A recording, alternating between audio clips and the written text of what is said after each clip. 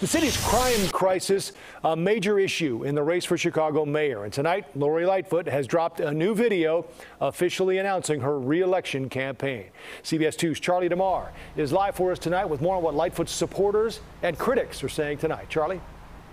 And Joe, tonight the mayor kicked off her fundraising campaign, and from talking to people who were there, they said that she focused on some of her success that she's had while in office, some of the reasons that she's running again. And this is shaping up to be a crowded field, even though it is in the early stages. 5 people already gunning for the mayor's job. Look, I get it. I don't look or sound like any other mayor we've ever had before. Mayor Lori Lightfoot launching her bid for re-election in a video, directly acknowledging some of her critics' talking points. And I'll be the first to admit, I'm just not the most patient person.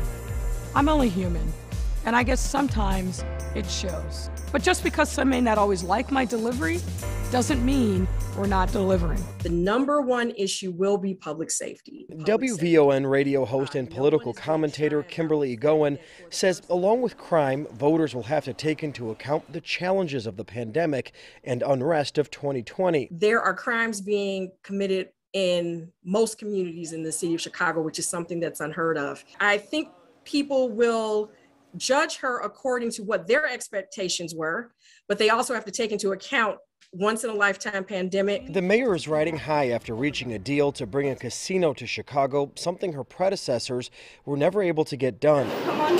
Tonight, supporters of the mayor were at a fundraiser for the official start of her campaign, including several aldermen, even some who didn't vote for her the first time around. I didn't support Lori Lightfoot when she first ran, but I'm supporting her now.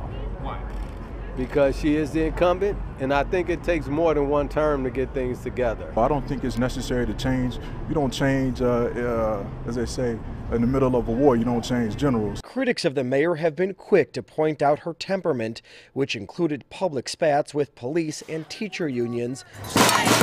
A lack of transparency has also been called out, notably withholding some information surrounding the wrong raid of Anjanette Young's home. She's been going through some growing pains and dealing with it, but we're getting there. I think this mayor has been through a lot more difficulties than any other mayor that I've had to work with.